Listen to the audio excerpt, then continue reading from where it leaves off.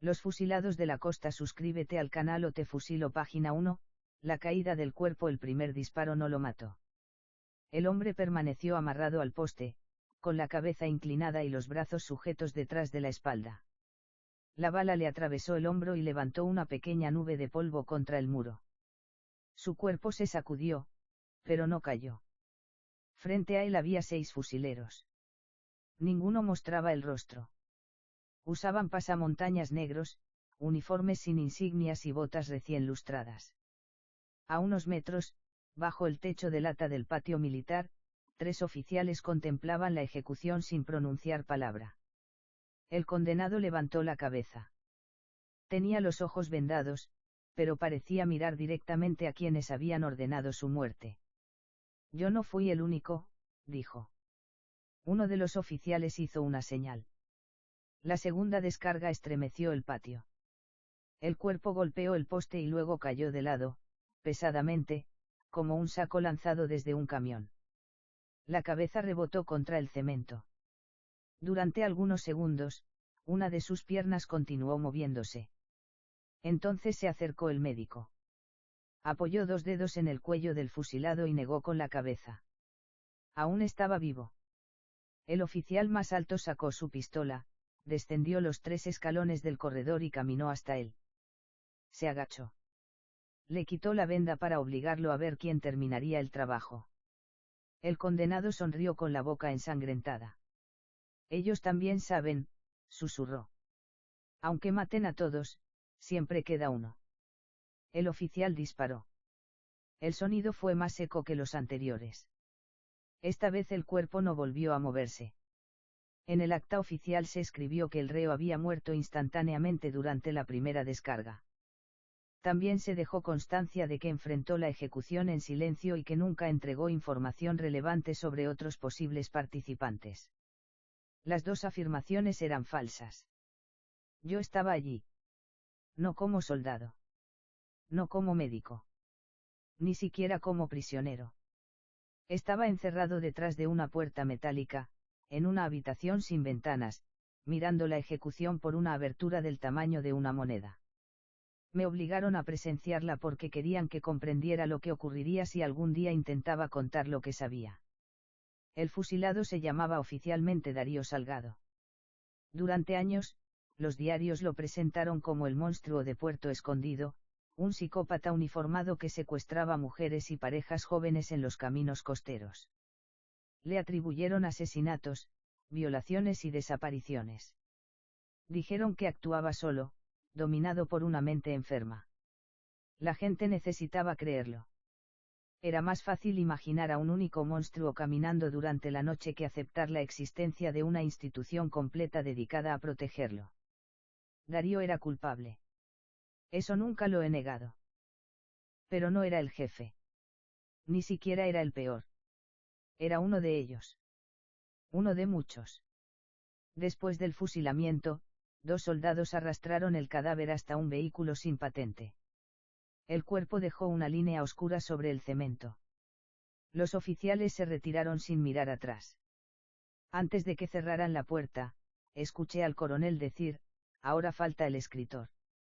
Hablaba de mí. Esa misma noche me destrozaron la voz. Desde entonces no puedo hablar. Solo escribir. No sé dónde me encuentro. No hay ventanas, calendarios ni relojes. A veces escucho el martes. Otras veces escucho trenes. Quizás me trasladan mientras duermo. Quizás los sonidos son grabaciones destinadas a confundirme. Conservo estos papeles porque uno de los guardias me entrega hojas a escondidas. No conozco su nombre. Tampoco sé si intenta ayudarme o si todo esto forma parte de otro interrogatorio. Lo único que sé es que Darío Salgado murió creyendo que había salvado a los demás. Se equivocó. Su caída no cerró la historia. La abrió. Página 2. La patrulla de las luces apagadas. Todo comenzó en las carreteras que unían Puerto Escondido con las localidades del interior. Durante los años de toque de queda, nadie preguntaba por qué un vehículo militar circulaba de madrugada. Las familias cerraban las cortinas cuando escuchaban motores. Los conductores detenían sus automóviles sin protestar cuando un hombre armado levantaba la mano. Los integrantes de la patrulla comprendieron rápidamente el poder que tenían.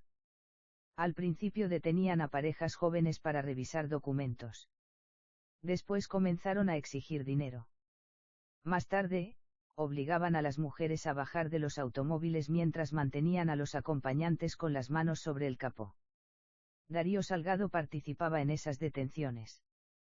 También estaban el teniente Valdés, el cabo Molina, el sargento Figueroa y otros hombres cuyos nombres nunca aparecieron en los expedientes. Ellos se hacían llamar la patrulla de las luces apagadas. Antes de detener un vehículo, desconectaban los focos del jeep. Se acercaban en completa oscuridad y encendían una linterna directamente sobre el rostro del conductor. Quienes sobrevivieron recordaban siempre lo mismo: primero aparecía la luz y después las voces. Control militar. Apague el motor. Darío disfrutaba fingiendo amabilidad. Pedía los documentos con educación, preguntaba de dónde venían y explicaba que se trataba de un procedimiento de rutina. Mientras hablaba, los demás revisaban el automóvil. Si encontraban alcohol, drogas o cualquier objeto que pudiera servir como excusa, separaban a las víctimas. Pero ni siquiera necesitaban encontrar algo. Ellos decidían quién regresaba a casa. Una noche detuvieron a una pareja cerca del Camino de las Palmas. El joven, Esteban, era estudiante de arquitectura. Su acompañante, Cecilia, trabajaba en una farmacia. Volvían de una fiesta familiar. Darío les aseguró que existía una denuncia por robo de automóvil y que debían acompañarlos hasta el cuartel. Nunca llegaron. A Esteban lo encerraron dentro de una bodega abandonada. Lo amarraron a una silla y lo obligaron a escuchar los gritos provenientes de la habitación contigua. Cada vez que intentaba soltarse, un soldado lo golpeaba con la culata del fusil. Cecilia sobrevivió algunas horas más. No describiré lo que le hicieron. He aprendido que existen horrores que se vuelven todavía más obscenos cuando son convertidos en detalles. Basta decir que participaron varios hombres y que ninguno actuó obligado. Cuando terminaron, Darío preguntó qué harían con los cuerpos. El teniente Valdés respondió: lo mismo que hicimos con los otros. Hasta ese momento Darío ignoraba que existían otros. Llevaron a la pareja hasta una quebrada utilizada antiguamente como basural. Allí había tambores metálicos, restos de neumáticos y bidones de combustible. Dentro de uno de los tambores encontraron botones, hebillas y pequeños fragmentos de hueso. Darío comprendió entonces que no había ingresado a un grupo de improvisados. Había sido incorporado a una maquinaria. Los cuerpos fueron quemados durante horas. Los soldados permanecieron alrededor del fuego fumando, bebiendo y contando chistes. Cuando amaneció, recogieron lo que quedaba con palas y lo arrojaron por el acantilado. El informe policial indicó que Esteban y Cecilia habían abandonado voluntariamente la región. La familia de Cecilia buscó durante años. Su madre dejó intacta la habitación de su hija. Cambiaba las sábanas todos los domingos, convencida de que algún día regresaría. Murió sin saber que Cecilia nunca había salido de la provincia. Sus restos estaban bajo el martes. Después de aquella noche, Darío quiso alejarse. El teniente Valdés lo llevó hasta una oficina del cuartel y le mostró una carpeta con fotografías. En ellas aparecía Darío durante las detenciones. En otras, junto a los cuerpos. Desde ahora, le dijo, tú eres uno de nosotros. Aquella frase fue su verdadera condena. No porque lo obligaran a matar, sino porque descubrió que podía hacerlo y seguir caminando por la ciudad como un hombre respetable.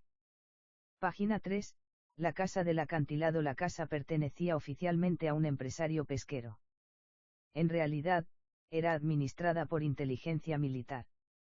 Se encontraba frente al océano, lejos del camino principal, protegida por pinos y cercos de alambre. Desde afuera parecía una vivienda de veraneo abandonada. Por dentro tenía habitaciones sin ventanas, desagües en el suelo y muros cubiertos con planchas de madera para amortiguar los sonidos. Allí llevaban a quienes no podían desaparecer en plena carretera. Yo ingresé por primera vez en 1982. Trabajaba como fotógrafo para un periódico regional. Había comenzado a investigar una serie de desapariciones ocurridas en la zona. Las víctimas no tenían relación entre ellas, salvo por una coincidencia, todas habían sido vistas por última vez cerca de controles policiales o militares. Una tarde recibí una llamada. Una voz masculina aseguró poseer información sobre Cecilia y Esteban.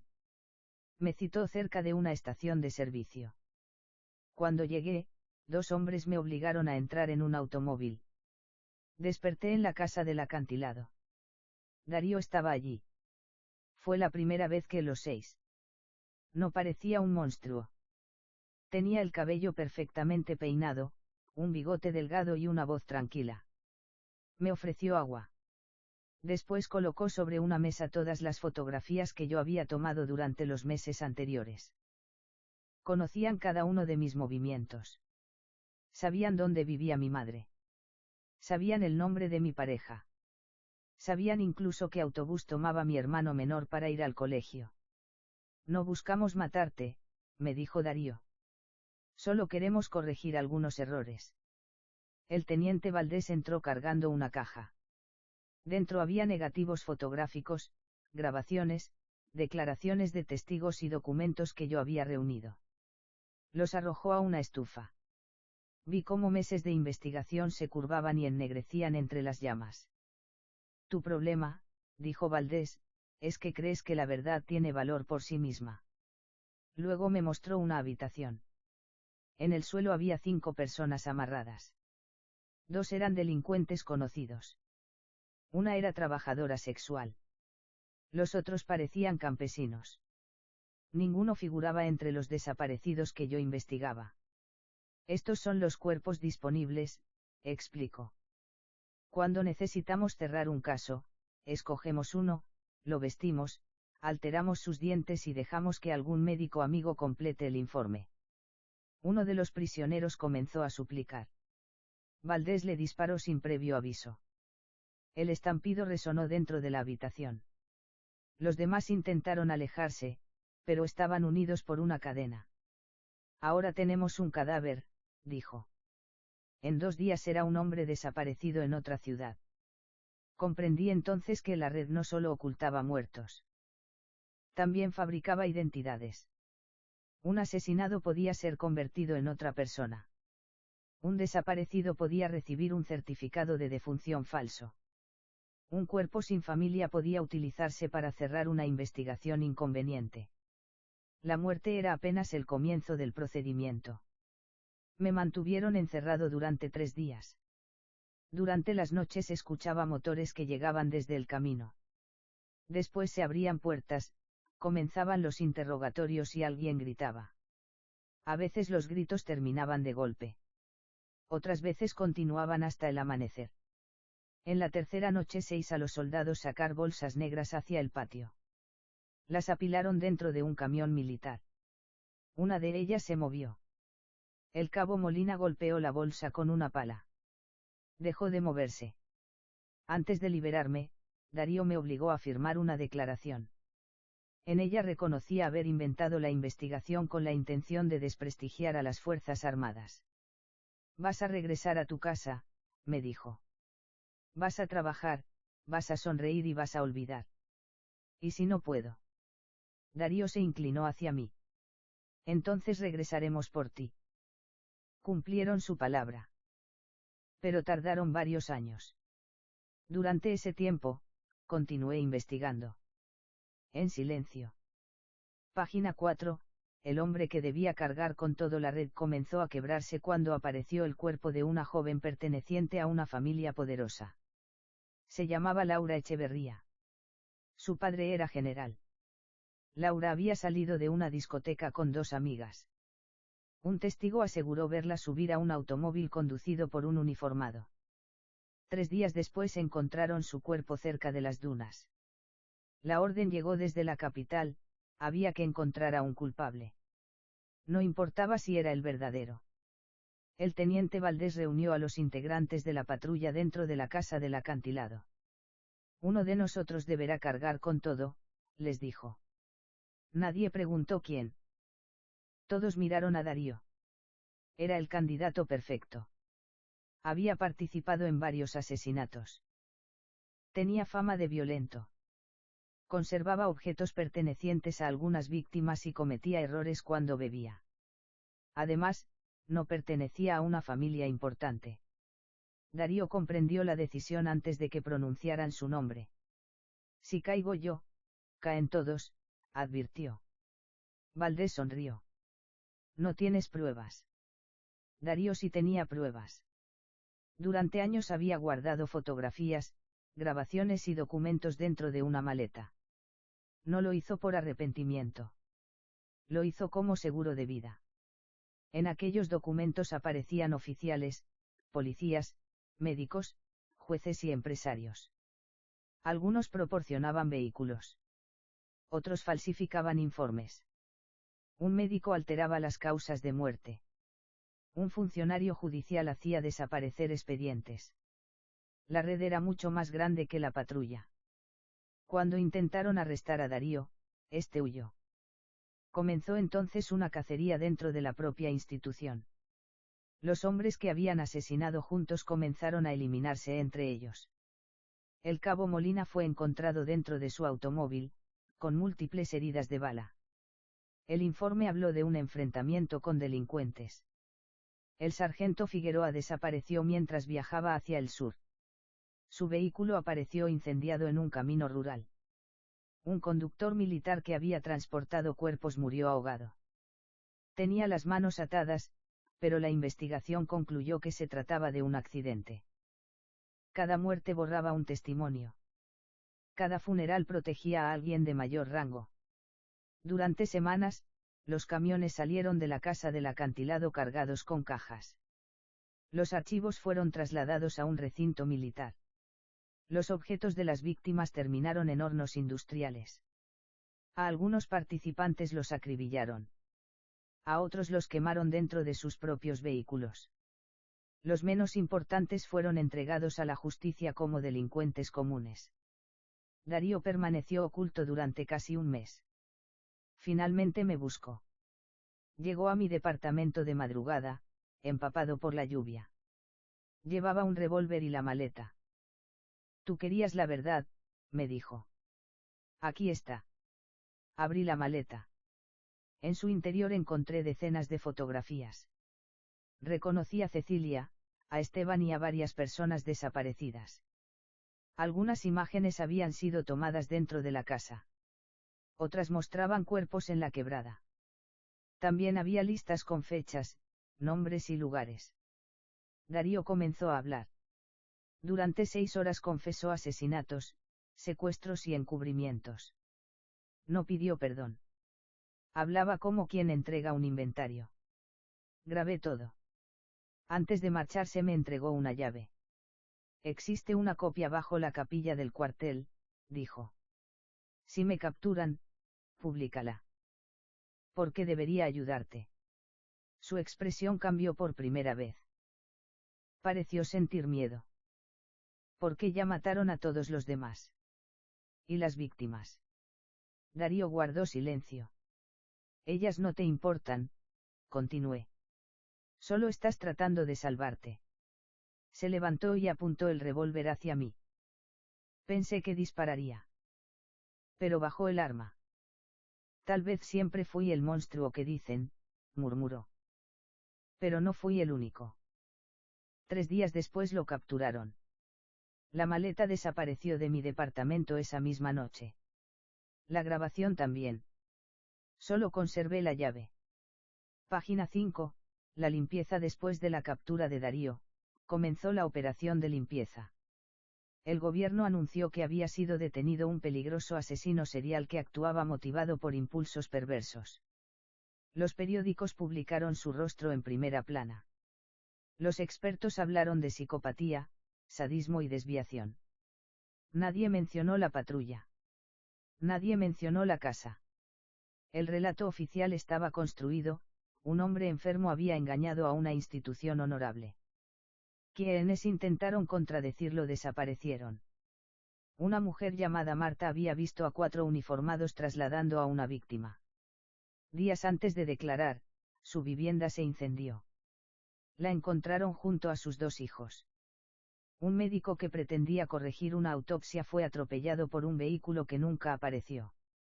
Un periodista recibió un paquete con fotografías de su hija caminando hacia el colegio. El mensaje era sencillo.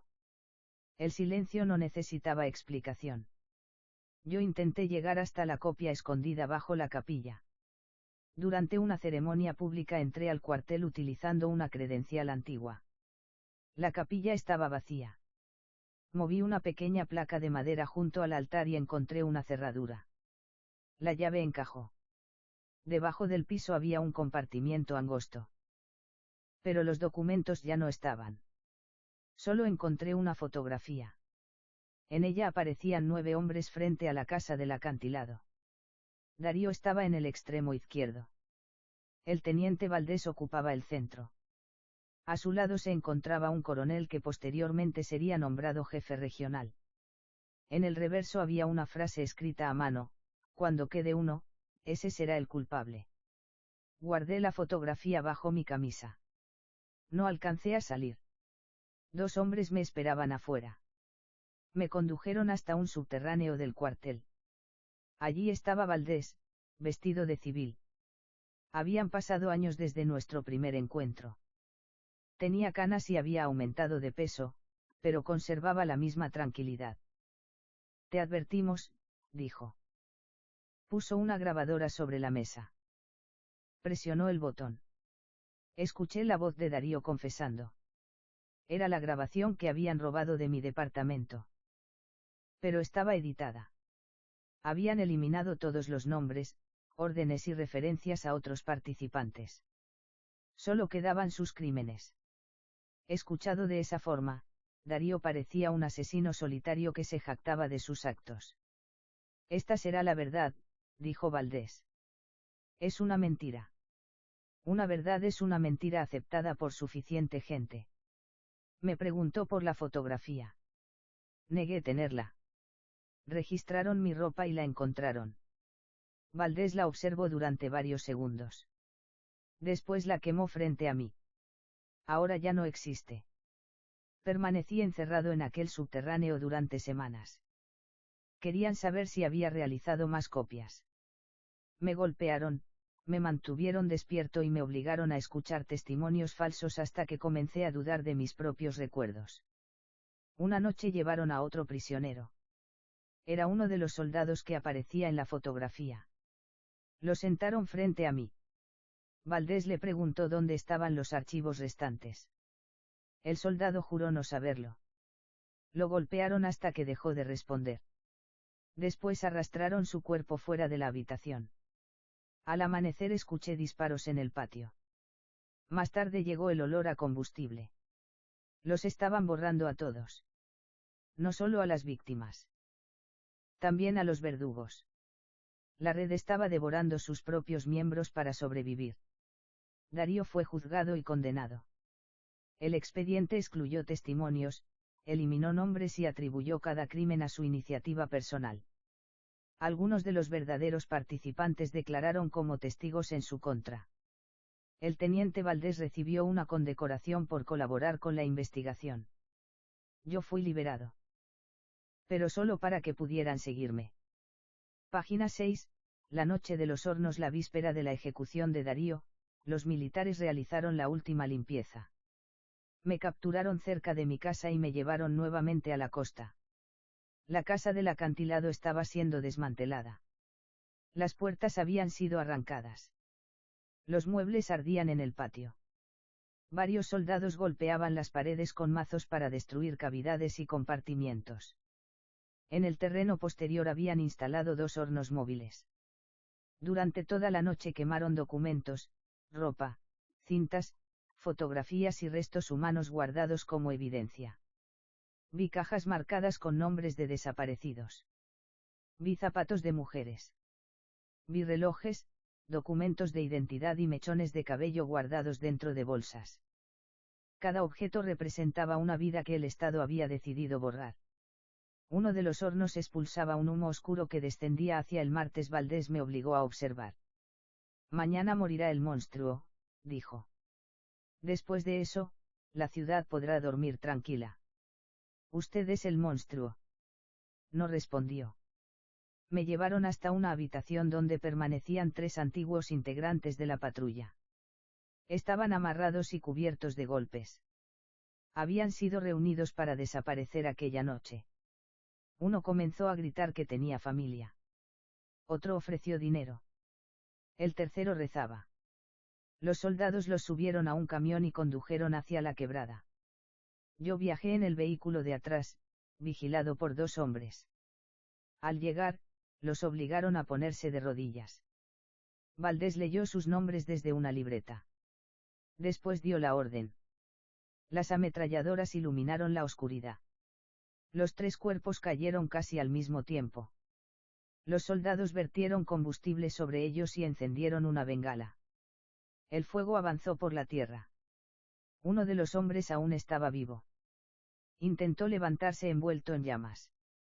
Nadie se acercó a ayudarlo. Un soldado disparó hasta vaciar el cargador. Los restos fueron arrojados dentro de una excavación y cubiertos con piedras. En el regreso, Valdés me explicó por qué yo continuaba vivo. Necesitamos un testigo. No comprendí. Un testigo que conozca la verdad, pero que no pueda demostrarla. Así podemos saber hasta dónde llega cada rumor. Yo era una trampa. Me permitían hablar para identificar a quienes estaban dispuestos a escucharme. Cada persona a la que entregaba información quedaba marcada. Por mi culpa habían muerto otros. Esa revelación fue peor que los golpes. A la mañana siguiente me llevaron al patio militar. Desde la habitación cerrada observé el fusilamiento de Darío. Escuché sus últimas palabras. Aunque maten a todos, siempre queda uno. Después de la ejecución, Valdés entró acompañado por el médico. Me sujetaron contra una mesa. Dijeron que no me matarían porque los muertos podían convertirse en mártires. Necesitaban algo más efectivo. El médico introdujo instrumentos en mi garganta mientras 2 hombres impedían que me moviera. Sentí el sabor de la sangre y después un dolor que me atravesó el cuello. Cuando desperté, intenté pedir agua. No salió ningún sonido. Valdés estaba sentado junto a la cama. Ahora puedes conservar todos tus secretos, dijo. Nadie escuchará tu versión. Me mostraron un certificado de defunción con mi nombre. Oficialmente, yo había muerto en un accidente de tránsito. Mi familia recibió un ataúd cerrado. No sé qué cuerpo enterraron. Desde entonces he vivido en habitaciones sin ventanas. Me alimentan. Me trasladan. Me interrogan. A veces me dejan escribir. Nunca me permiten guardar los papeles durante mucho tiempo. Los guardias se los llevan y luego regresan con hojas nuevas. Quizás todo lo que he escrito ha sido destruido. Quizás ellos mismos lo archivan. Quizás estas páginas nunca saldrán de aquí. Pero hoy ocurrió algo distinto. El guardia que me entrega el papel dejó una puerta abierta. Al otro lado se hizo un corredor y, al fondo, una ventana. Por primera vez en años pude ver el exterior. Reconocí los pinos. Reconocí el océano. Sigo en la casa del acantilado. Nunca la destruyeron. Solo fingieron hacerlo. Página 7, el hombre que no existe. No sé cuánto tiempo ha pasado desde aquella ejecución. Darío Salgado podría llevar 10, 20 o 30 años bajo tierra. Los oficiales que dirigieron la patrulla tal vez estén muertos. Quizás fueron ascendidos, jubilados y despedidos con honores. Las instituciones envejecen mejor que sus víctimas. Cambian nombres, uniformes y autoridades, pero conservan sus secretos. La casa sigue funcionando. Ahora llegan personas más jóvenes. Ya no utilizan los mismos vehículos. No llevan uniformes. Algunos visten trajes y cargan computadores. Otros hablan de seguridad nacional, estabilidad y protección institucional. Pero los procedimientos no han cambiado. Traen a quienes saben demasiado. Les quitan el nombre. Fabrican una muerte. Y luego los guardan. En las habitaciones cercanas hay más personas. Lo sé porque golpeamos las tuberías para comunicarnos. Una vez significa sí. 2 veces significa no. 3 veces significa estoy vivo. Durante las noches, el edificio entero responde. 3 golpes. Después otros 3. Y otros. Somos una multitud de muertos oficiales. El guardia que me entrega papel ha prometido sacar estas páginas. No sé por qué debería confiar en él. Tal vez sea hijo de una víctima. Tal vez forme parte de la red. Tal vez quieran que el manuscrito aparezca para luego desacreditarlo. Antes de marcharse, me hizo una pregunta escrita: ¿quién fue realmente el psicópata? He pensado durante horas en la respuesta. Darío lo era. Disfrutaba el miedo de las víctimas y participó voluntariamente en los crímenes. No merece ser convertido en inocente. Pero atribuirle todo fue la última victoria de la red. Un asesino individual puede ser condenado, ejecutado y enterrado. Una institución enferma continúa respirando. El verdadero horror no fue que existiera un hombre capaz de matar. El verdadero horror fue que encontró vehículos, armas, edificios, médicos, jueces y superiores dispuestos a ayudarlo. Darío fue la mano. Otros fueron los ojos que eligieron no mirar. Otros fueron la boca que mintió. Otros fueron las firmas que cerraron los expedientes. Otros fueron las órdenes. Cuando cayó frente al pelotón, todos creyeron que la historia había terminado. Pero el cuerpo que golpeó el cemento no era solamente el de un asesino. Era el muro construido para ocultar a los demás. He terminado el relato. El guardia espera al otro lado de la puerta. Escucho pasos acercándose por el corredor. Son varios hombres. Quizás descubrieron lo que estamos haciendo. Voy a doblar estas hojas y entregarlas ahora. No sé quién las encontrará. No sé qué nombre tendrá este país cuando sean leídas. Mi nombre ya no importa. Legalmente estoy muerto. Mi familia lloró un cadáver que no era mío. Mi rostro debe existir únicamente en alguna fotografía antigua. Solo necesito que recuerden algo: no hubo un único monstruo en Puerto Escondido. Hubo una patrulla. Hubo oficiales. Hubo hombres encargados de quemar. Hubo hombres encargados de disparar. Hubo hombres encargados de escribir que nada había ocurrido. Los pasos se detuvieron frente a mi puerta.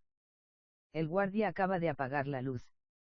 Alguien introduce una llave en la cerradura. Antes de terminar, golpeo 3 veces la pared. Desde las otras habitaciones responden. 3 golpes. 3 golpes. 3 golpes. Los muertos siguen aquí. Y ninguno está en libertad.